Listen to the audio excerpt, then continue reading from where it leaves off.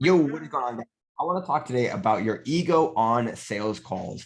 I was on a coaching call last week with one of our PTBI students, and they said that they have a problem on sales calls when someone isn't 100% invested in, the program and they're not like totally bought in, that they don't even bother trying to handle objections because they feel like they don't they don't want to work with someone who isn't 100% in on them.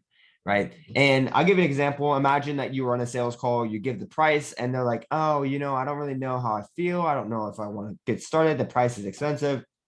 And instead of working through a financial objection and helping them stay accountable to, their vision, this, closer would essentially be like, oh, you know what, that's no problem.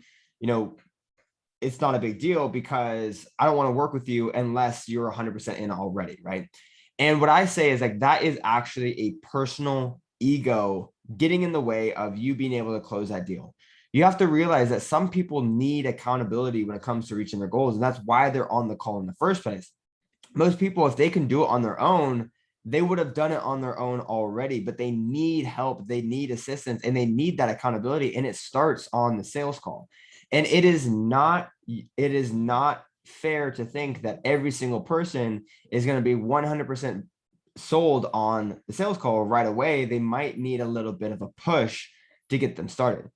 And I think of it this way: if you totally 100% believe that your offer and your service is the absolute best thing that can happen to your client, then you are not going to let them go no matter what they say, because at the end of the day, if they get started with your program, their life is going to change.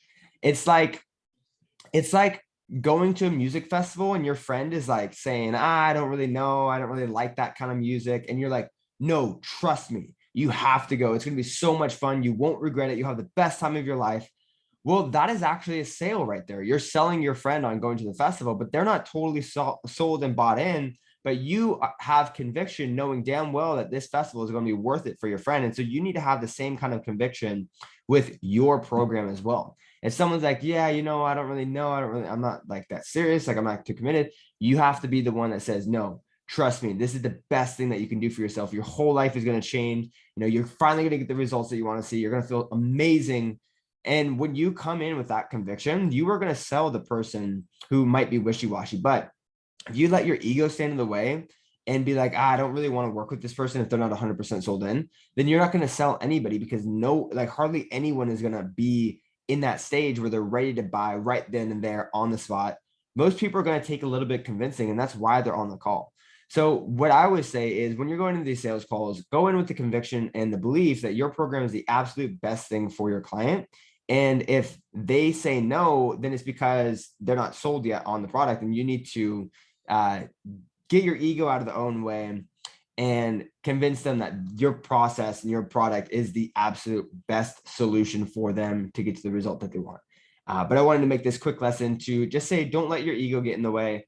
And not everyone is going to be 100% sold on your product on the sales call. You have to convince them that this is the best damn opportunity for them. So with that being said, guys, hope that was helpful. Catch you guys in the next one.